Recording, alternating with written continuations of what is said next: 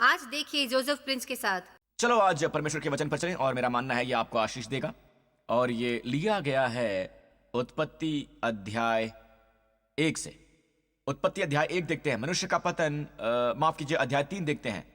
यहोवा परमेश्वर ने जितने बनेले पशु बनाए थे उन सब में सर्प धूर्त था, ठीक है। और उसने स्त्री से कहा, क्या सच है कि तुम इस वाटिका के किसी वृक्ष का फल ना खाना? और प्रभु कहते हैं इस वाटिका के वृक्षों के हर फल खा सकते हो, राइट। और स्त्री ने सर्प से कहा, इस वाटिका के वृक्षों के फल हम खा सकते हैं। उसने ये शब्द रहने दिया कि तुम इसे मुक्त रूप में खा सकते हो। तो पहले ही शत्रु के झूठ में वो फंस रही है। पर जो वृक्ष वाटिका के बीच में है उसके फल के विषय में परमेश्वर ने कहा है तुम उसको न खाना। अब वो वृक्ष है भले और बुरे के ज्ञान का। जी हां, भले और बुरे का। बुरे और भले का ज्ञान क्या है, इसके बारे में खराबी क्या है? ये बिल्कुल वही झूठ है। जब हव्वा ने वो कहा, फिर हव्वा ने ये जोड़ा, उसने परमेश्वर के वचन से कुछ हटा लिया। हर अफवाह आधारित है परमेश्वर के वचन से कुछ हटा देने पर या उसमें कुछ जोड़ देने पर। यह शैतान का सीधा झूठ होता है। क्या प्रभु ने कहा कि तुम हर वृक्ष का फल नहीं खा सकते? यह सीधा झूठ है। फिर हव्वा ने कहा कि परमेश्वर ने कहा है ना तुम उसको खाना और ना उसको छूना। उन्होंने कभी नहीं कहा कि इसे छू नहीं सकते, नहीं तो मर जाओगे। तो उसने ये जोड़ दिया, ऑलराइट।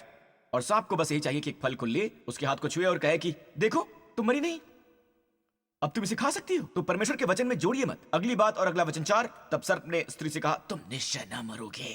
क्या मतलब है इसका? वो झूठ बोल रहा है। यही झूठ आज भी है। आज भले और बुरे और ज्ञान के वृक्ष का प्रकार क्या है? क्या प्रकार है? यह व्यवस्था का प्रकार, जीवन का वृक्ष मसीह, हमारे शानदार प्रभु यीशु मसीह जीवन के वृक्ष हैं। पर भले और बुरे के ज्ञान जानने के बारे में खराबी क्या है? हम हमेशा सोचते हैं यदि मनुष्य को भले और बुरे का पता हो तो वो भला करेगा और बुरे से दूर रहेगा। यह सत्य से बहुत परे है, ऑलराइट। केवल यीशु ही आपको जीवन जीना सिखा सकते हैं। एक पवित्र जीवन, एक विजयी जीवन, एक उमड़ता जीवन, अच्छा जीवन। आमीन। तो जब मनुष्य को पता चला अच्छा और बुरा, तो ये एक किस्म की व्यवस्था है।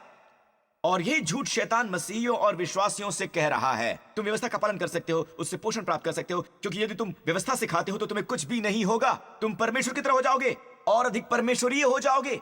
नहीं मेरे दोस्त, तुम मर जाओगे। व्यवस्था का पालन करोगे तुम मर जाओगे, क्योंकि बाइबल कहती है कि मृत्यु की सेवकाई जो पत्थरों पर खुदी हुई है वो है 10 आज्ञाएं।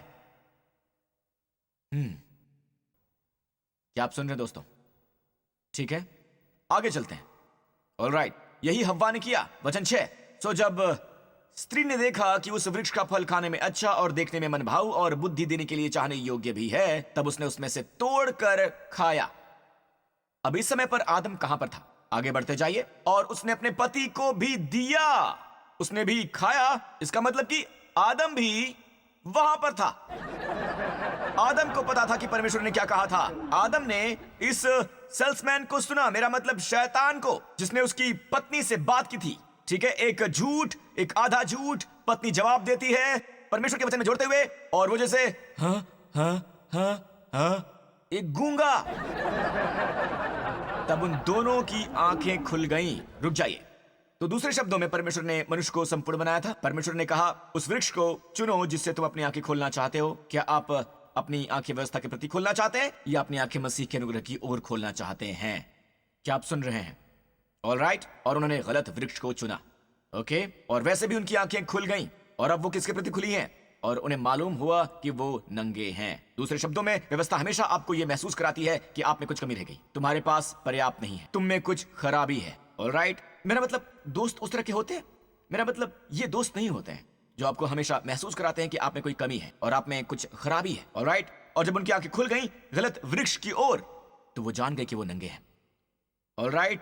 दूसरे शब्दों में पुफ, महिमा उनसे दूर हो गई और उन्हें मालूम हुआ कि वो नंगे हैं। सो उन्होंने अंजीर के पत्ते जोड़ जोड़ कर लंगोट बना लिए। अब उसकी ओर देखिए कि कैसे परमेश्वर पूरी चीज को बहाल करते हैं, हर बात को पतन के द्वारा। जैसे आज अस्पताल, जैसा मैंने कहा था, धन्यवाद हो डॉक्टरों का और उन सबका, पर ये जान लीजिए कि परफेक्ट संसार नहीं है जिसमें हम रह रहे हैं। और ये परमेश्वर की गलती नहीं है। वो नहीं चाहते थे कि मनुष्य इन सबसे गुजरे।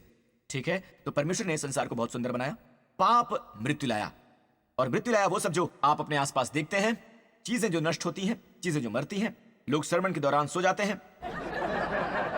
मैंने बस सोचा कि इसे अंदर जोड़ दूं। आमीन। और आप कोई ऊर्जा बाकी नहीं रही, वो हमेशा थके हुए रहते हैं, बोझिल हैं। परमेश्वर तो हमेशा ये चाहते थे कि आप ये कहें कि अरे वाह, ये है जीवन। आमीन। तो यीशु ने क्या किया? मुर्दों से जी उठने के बाद लूका 24 में बाइबल में लिखा है, वाटिका में एक दंपत्ति था, आदम और हव्वा। एक और दंपत्ति की ओर देखते हैं। ऐसा क्यों है कि पूरी भीड़ होते हुए भी प्रभु ने उन्हें नजरअंदाज किया और मुर्दों से जी उठने के बाद एक दंपत्ति पर फोकस किया, मिस्टर और मिसेस क्लियोपस पर। वो आ रहे थे यरूशलेम से और वापस जा रहे थे अमाउस पर, जहां वो रहते थे। वो इकट्ठे चल रहे थे और यीशु उनके साथ चलने लगे। बाइबल कहती है उन्होंने उनके नेत्रों को यह ना दिखने दिया कि वो शारीरिक रूप से क्या है। और फिर उन्होंने उनसे पूछा, ऐसा क्यों है कि तुम चल रहे हो? तुम्हें पता नहीं पिछले कुछ दिनों से क्या हो रहा है? क्या तुम एक अजनबी हो? और वो इस बारे में बात करने लगे कि वो कितने निराश थे, आमीन, मसीहा से, क्योंकि उन्होंने सोचा था यीशु मसीहा थे और वो मसीहा थे, पर उन्होंने मसीहा के बारे में अलग विचार रखे हुए थे। उन्हें नहीं पता था कि उन्हें हमारे पापों के लिए मरना होगा। उनकी धारणा थी एक विजेता मसीहा की, पर यह तब होगा जब वो दोबारा वापस आएंगे। पर पहले समस्या दूर की जानी चाहिए, रोग का इलाज किया जाना चाहिए, आमीन। उन्हें यह भाग नहीं मालूम था। ओके, तो फिर यीशु ने जवाब दिया। तब उसने उनसे कहा कि हे निर्बुद्धियों, ये शब्द निर्बुद्ध ग्रीक में है बिना सोचे समझे, और भविष्यवक्ताओं की सब बातों पर विश्वास करने में मतमंदियों। क्या अवश्य न था कि मसीह ये दुख उठाकर अपनी महिमा में प्रवेश करे? मैंने कहा है कि चर्च में दो समूहों वाले लोग हैं। वो लोग हैं जो कभी सोचते समझते नहीं, उन्होंने कभी भी उपदेश नहीं सुने बाइबल के, ऑलराइट। फिर दूसरा समूह है जो अच्छा उपदेश सुनता है पर विश्वास करने में धीमा है, और उस पर विश्वास करने में तेज है जो खराब होता है। उन्हें कुछ खराब बताइए, वो उस पर विश्वास कर लेंगे, ऑलराइट, पर अच्छे पर वो बहुत धीमे विश्वास करते हैं। पर फिर भी ये दो समूह नजरअंदाज नहीं किए जाते। प्रभु इसका जवाब देते हैं और ये वचन 27 में कहते हैं, तब उसने मूसा से आरंभ करके, मूसा से का मतलब है पुराने नियम की शुरू की 5 पुस्तकें, उत्पत्ति, निर्गमन, लेवी व्यवस्था, गिनती, व्यवस्था, विवरण, और सारे भविष्यवक्ताओं से, यह है एक राजाओं और इतिहास, ऐतिहासिक भविष्यवक्ता, ऑलराइट, सारे पवित्र शास्त्रों में से अपने विषय में की गई बातों का अर्थ उन्हें समझा दिया। अपने विषय में की बातों का अर्थ उन्हें समझा दिया। अब गौर कीजिए, जब यीशु बाइबल सिखाते हैं तो वो सिखाते हैं जो उनके संदर्भ में है। क्यों? वो जीवन के वृक्ष हैं, वो पुनरुत्थान है, वो सब जिसकी आपको जरूरत है, आमीन। अगला वचन, वो उस गांव के पास पहुंचे जहां वो जा रहे थे। उसके ढंग से जान पड़ा कि वो आगे बढ़ना चाहता है। मैंने इससे पहले पढ़ा है और कहा कि प्रभु आगे क्यों जाना चाहते हैं। आप जानते हैं यरूशलेम में अमाउस की यात्रा में 7 मील का फासला होता है। अब फिर से देखिए, पीछे देखिए वचन 27 पर, तब उसने मूसा और सब भविष्यवक्ताओं से आरंभ करके। असल में यहूदी लोग, ऑलराइट, उनका पुराना नियम 3 भागों में पड़ा है। जी हाँ, 3 भागों में। मूसा पहली 5 पुस्तकें, फिर भविष्यवक्ता, और पुराने नियम का अंतिम भाग भजन संहिता। यीशु आगे बात करना चाहते थे और अपने बारे में भजन संहिता पर उपदेश देना चाहते थे, पर वो पहले ही घर पहुंच गए। मुझे समझ रहे हैं आप? उस दिन के बाद जब उन्हें ये पता चला कि यीशु कौन थे, ठीक है, आपको याद है, वो गायब हो गए। दोनों पति पत्नी उठे और वो वापस यरूशलेम गए, और यरूशलेम में वो गए अटारी पर और दूसरे शिष्यों से मिले और बताया कि क्या हुआ था। फिर यीशु प्रकट हुए। देखिए इस बार यीशु ने क्या किया, ऑलराइट। उसी दिन फिर उसने उनसे कहा, ये मेरी बातें हैं जो मैंने तुम्हारे साथ रहते हुए तुमसे कही थी, कि जितनी बातें मूसा की व्यवस्था और भविष्यवक्ताओं और भजनों की पुस्तकों में मेरे विषय में लिखी हैं, वो सब पूरी हो, वो सारी की सारी पूरी हो। यहां तक कि भजन संहिता भी पूरा यीशु के बारे में। धन्य है मनुष्य जो पूरे दिन रात परमेश्वर के वचन पर ध्यान लगाता है। प्रभु यीशु मसीह जिसे वो छूते हैं वो सफल हो जाती है, उनके पत्ते कभी मुरझाते नहीं। हालेलुया, आमीन। अब ये देखिए, वापस चलते हैं लूका 24। चलिए अंतिम भाग पर। अब हुआ ये कि वो घर के अंदर गए, पर उन्होंने ये कहकर उसे रोका कि हमारे साथ रह, क्योंकि संध्या हो चली है और दिन बहुत ढल गया है। तब हुआ ये कि मेहमान मेजबान बन गया, ऑलराइट। तब वो उनके साथ भोजन करने बैठा। तब उसने रोटी लेकर, पहली बात वो बैठे, रोटी ली और धन्यवाद किया। तीसरा उसे तोड़ा। चौथा उनको देने लग गया। पांचवा अनुग्रह का अंक है, अनुग्रह का प्रदर्शन किया उन्हें कम्युनियन देकर। अब इसकी तुलना देखिए, एक दंपत्ति उत्पत्ति में, ऑलराइट, उन्होंने ग्रहण किया, उन्होंने ग्रहण नहीं किया, सॉरी, उन्होंने लिया। वापस चलते हैं उत्पत्ति पर, ऑलराइट, उसने लिया और खाया, फिर उसने दिया। बाय द वे, ये शब्द पहली बार यहां इस्तेमाल किया गया है मनुष्य और मनुष्य के बीच में, ऑलराइट, आमीन। परमेश्वर के बारे में जो वचन इस्तेमाल किया गया है उत्पत्ति अध्याय 1 में, ठीक है, ये बेशक ये सृष्टि है, पर पहली बार मनुष्य दे रहा है। वो सही तरह से दे भी नहीं सकता, उसने पति को गलत चीज दी, ठीक है। अब ये देखिए, उनकी आंखें खुल गईं, वो जान गए कि वो नंगे हैं। लूका में देखिए, यीशु ने उन्हें दिया। कितने समझते हैं? उन्होंने धन्यवाद दिया, वो दिया जो उनके पास था। हमारी सभी आशीषें हमें ग्रहण करनी चाहिए। आप वो नहीं लेते हैं जो कि आपका नहीं है। क्या आप सुन रहे हैं दोस्तों? हालेलुया। कम्युनियन, इसलिए हम कहते हैं कि कम्युनियन हम लेते नहीं हैं, हम ग्रहण करते हैं। ग्रहण करना क्या है? कि यीशु इसे हमें दे रहे हैं। ऑलराइट, अब ये पूरा पतन, जैसा मैंने कहा, कारण कि क्यों यहां रोग है, बीमारी है, बुढ़ापा, मृत्यु, ये सब कैसे आए? खाने से। तो इसी आशय से वो मनुष्य को कुछ देने वाला है खाने के लिए कि वो सब कुछ बहाल कर सके। और उन्होंने रोटी ली, रोटी तोड़ी, धन्यवाद किया। ये चित्र है कि मेरा शरीर तोड़ा जाएगा और फिर तुम मेरे शरीर को खाओगे। अगला वचन देखिए, इस दंपत्ति के साथ क्या हुआ। तब उनकी आंखें खुल गईं और उन्होंने उसे पहचान लिया। आदम और हव्वा के लिए उनकी आंखें खुल गई थी। उन्होंने जाना वो नंगे हैं, उन्होंने जाना वो असहाय हैं, उन्हें समझ आया उनका अभाव। इस दंपत्ति के लिए उनकी आंखें खुल गई हैं, वो स्वयं को भूल गए और यीशु को जान गए कि वो जिंदा है। उसे जानना जीवन है। इस बात को जानने की ये सबसे सेहतमंद दंपत्ति बना। सेहतमंद, मुझे कैसे पता? और ये तुरंत हुआ। आप जानते हैं क्यों? वो बस 7 मील चले यरूशलेम से अमाउस का शहर 7 मील पर है। 7 मील पर बिल्कुल यीशु के बाद उन्होंने आपस में कहा, जब वो मार्ग में हमसे बात करता था, पवित्र शास्त्र का अर्थ में समझाता था। जब भी यीशु के बारे में सुनते हैं, आपके हृदय में उत्तेजना होती है। आपका हृदय उन्हीं के लिए बनाया गया है। और बाय द वे, मैं आपसे कह रहा था, वो पहले ही 7 मील चल चुके थे वो दंपत्ति, पर कम्युनियन लेने के बाद आप जानते हैं क्या किया? वो उसी घड़ी उठ करके, ये देर रात की बात थी, और यरूशलेम को लौट गए वापस 7 मील। आप मुझे बताएं कि क्या उन्हें चंगाई नहीं मिली? मुझे बताएं कि क्या उनमें ऊर्जा नहीं आई थी? मुझे बताएं क्या उनकी शक्ति बहाल नहीं हुई थी? हालेलुया, आमीन।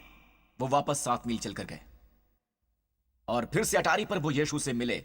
और इस बार यीशु ने पूरा कर दिया मूसा, भविष्यवक्ताओं, भजनकर्ता का कथन उस अटारी में। ऑलराइट, प्रभु की स्तुति हो। धन्यवाद यीशु।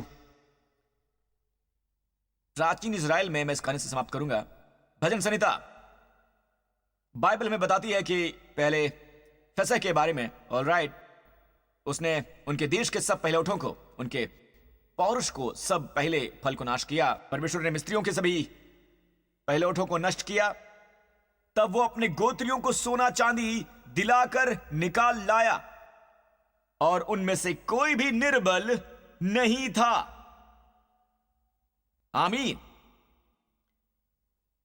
अब इससे पहले कि हम इस पर आए, मैं आपको कुछ बता दूं, ठीक है, जरा जल्दी से। पहली बार जब रोटी का जिक्र हुआ, आप जानते हैं पहले जिक्र का नियम, पहली बार रोटी का जिक्र आता है, ये कुछ अच्छा नहीं था। ये कुछ ऐसा था जो तनाव से जुड़ा था।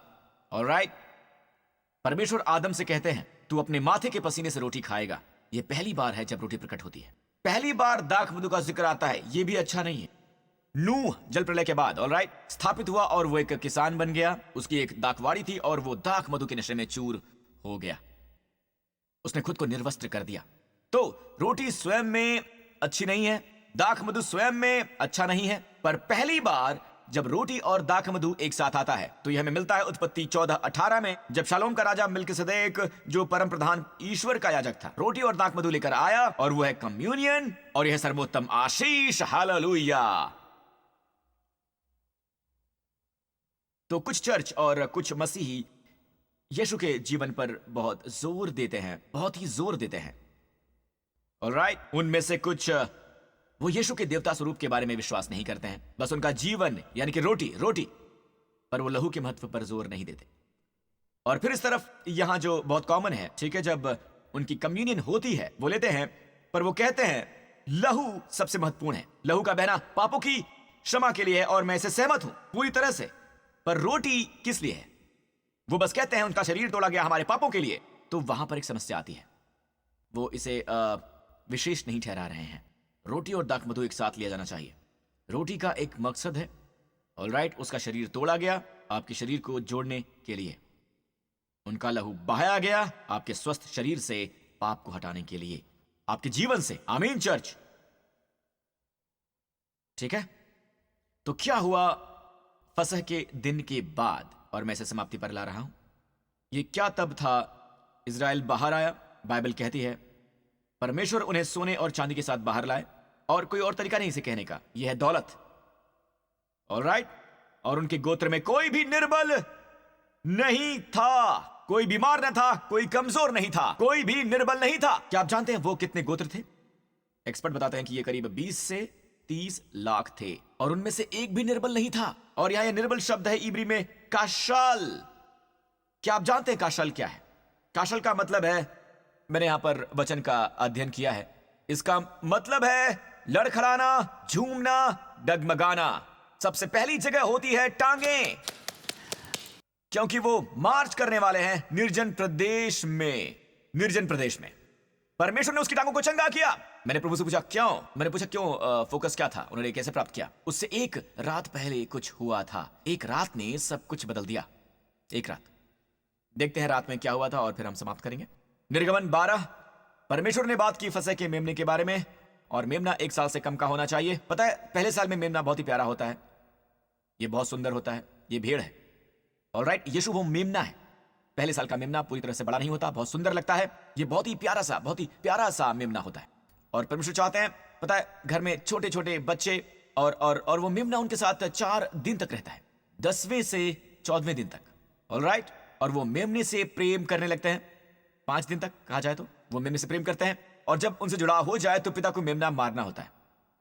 और ये उसका चित्र है कि कैसे हमें स्वाद मिलता है, एक छोटा सा सूक्ष्म स्वाद जो एक पिता का हृदय पुत्र के लिए है।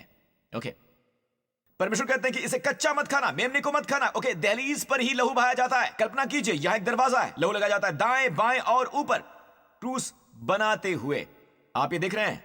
पर अंदर भेड़ के शरीर के साथ क्या होता है? ये भूना जाता है, ये भूना जाता है।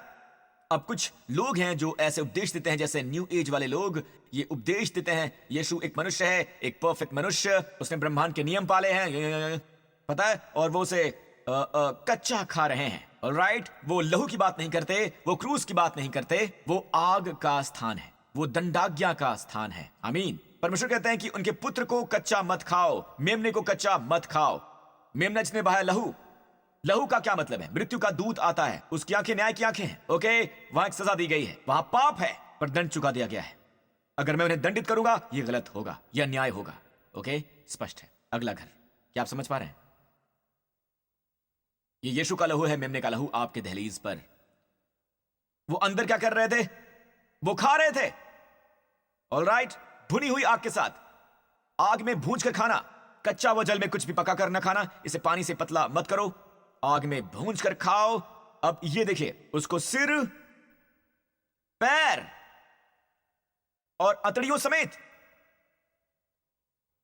जब आप कम्युनियन लेते हैं, यदि आपकी आंखें रोगी हैं या कोई रोग है आपको, इसे ग्रहण कीजिए, इससे आपको मदद मिलेगी।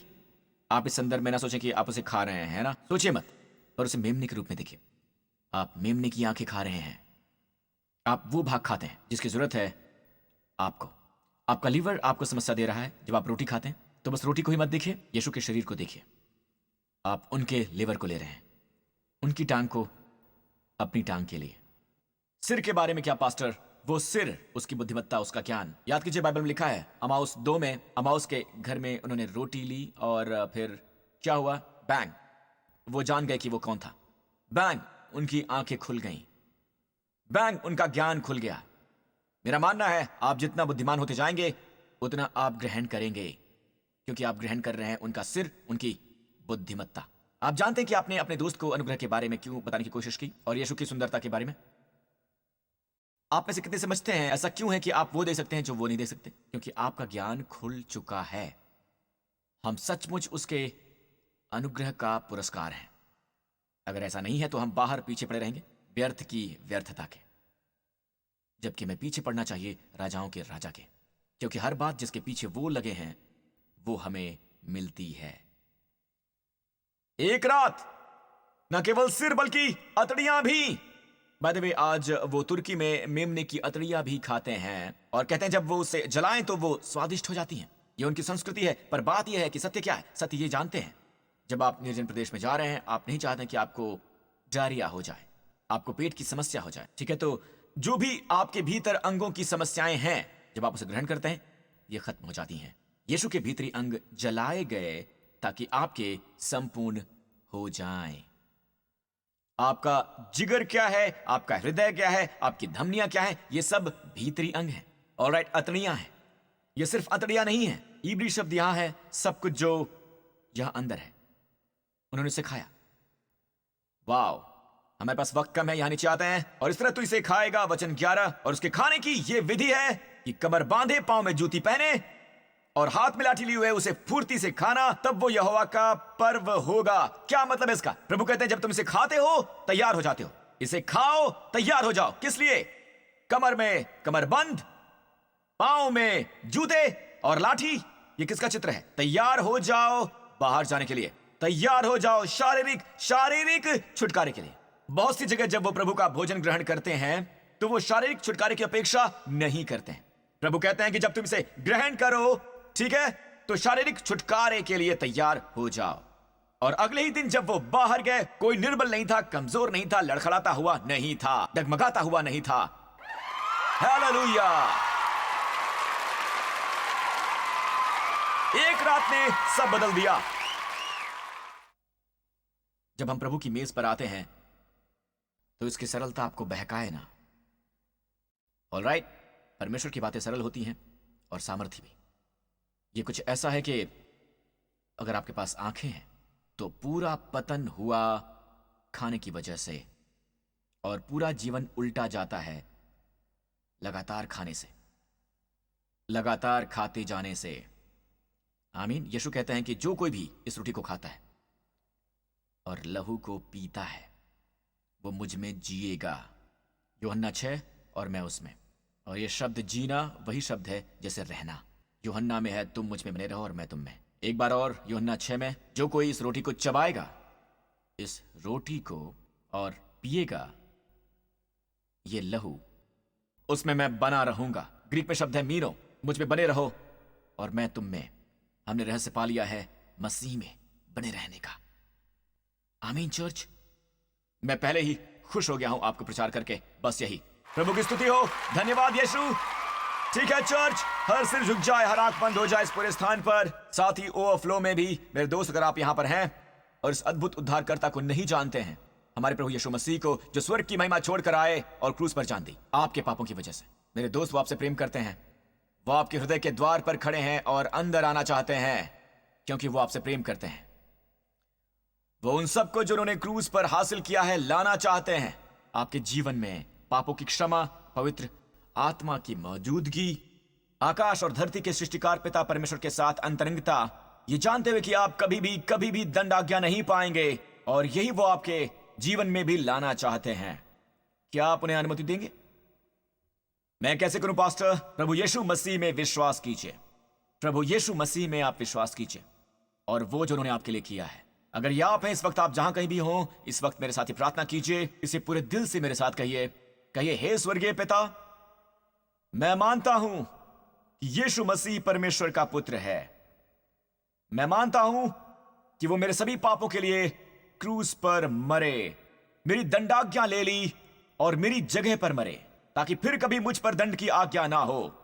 परमेश्वर फिर कभी मुझे दंडित नहीं करेंगे, कभी भी नहीं, क्योंकि परमेश्वर पवित्र हैं। पिता परमेश्वर, मुझसे प्रेम करने के लिए धन्यवाद, और धन्यवाद यीशु को मुर्दों में से जिलाने के लिए। मैं मानता हूं यीशु मसीह मेरा प्रभु है, मेरा उद्धार करता है। मैं हमेशा के लिए पापों से मुक्त हुआ, अनंत काल तक उद्धार पाया, अत्यधिक प्रेम का पात्र हुआ। धन्यवाद पिता यीशु के नाम पर। और सबने कहा आमीन, आमीन। प्रभु की स्तुति हो। हालेलुया।